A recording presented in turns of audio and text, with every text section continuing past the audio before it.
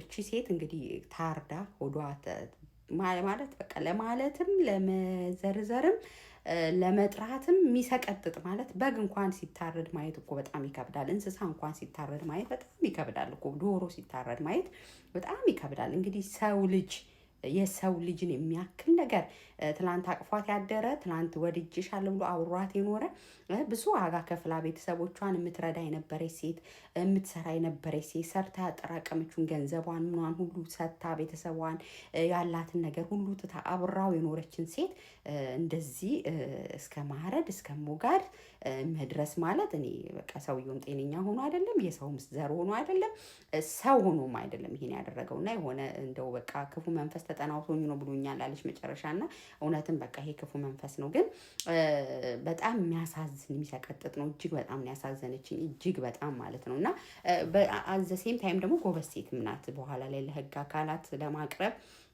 ያደረገችው ግብ በእውነት እንግዲህ ብንታደልና ህግ በትክክል ቢኖርና ህግ ቢሰራ እሷ አልነበረችም ፍትህን መፈለግ ያለባት፣ እሷ አይደለችም ህግን መፈለግ የነበረባት።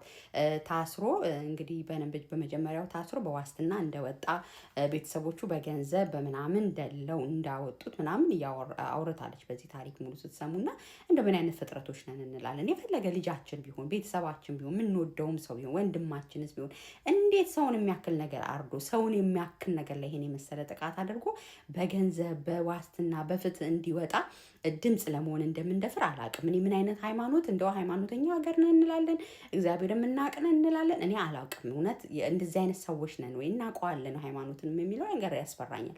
እንዲህ ለእንደዚህ አይነት ሰው ዝም ጥብቅና እንቆማለን? ልጃችንስ ቢሆን ወንድማችንስ ቢሆን ምን ማለት ነው? በእውነት ምን ማለት ነው? እቺ ሴት እኮ ሞታለች። እግዚአብሔር ተረፊ ኑሪ ሲላት ነው ነፍሷን የሰጠችው። ግን ጀግና ናት። ያው ፍትህ የሌለበት ሀገር ነው ብላ ቁጭ አላለችም። ለራሷ ፍትህን ለማግኘት ጨክና እንደገና ከዚህ ሰው ጋር አብራ ሆና እንደገና አሳልፋ ለህግ ሰጥታለች። አሁንም ህግ ጥላ ስር ነው ያለው ለ8 ዓመት ይመስለኛል። 8 ዓመትስ ምን አይነት ውሳኔ እንደሆነ አላውቅምና እንደው ባካችሁ እህቶቼ፣ በተለይ ሴት እህቶቼ ሳታገቡ በፊት ያለን ሪሌሽንሺፕ ቼክ አድርጉ። እንደው ዝም ብሎ ይወደኛል፣ ስለሚወደኝ ነው የሚመታኝ፣ ስለሚወደኝ ነው የሚሰድበኝ፣ ስለሚወደኝ ነው የሚከለክለኝ፣ እሱ ቅናቱ እኮ ከፍቅሩ የተነሳ ነው እያላችሁ ራሳችሁን አታባብሉ። የሚወድ ሰው አይማታም፣ የሚወድ ሰው አይዝትም፣ የሚወድ ሰው አይረግጥም፣ የሚወድ ሰው የሰውን ፍላጎት እንትን አይልም። እና ስለዚህ ከፍቅር ጋር አታገናኙት። እንደዚህ አይነት ሪሌሽንሺፕ ቶክሲክ ሪሌሽንሺፕ ውስጥ ያላችሁ እህቶቼ አነቃት፣ ገደላት፣ አሲደፋባት፣ ወጋት ምናምን የሚለው ዜና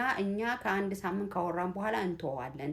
የራስሽን ህይወት፣ የራስሽን ፊት፣ የራስሽን መልክ ነው የምታጩ እህቴና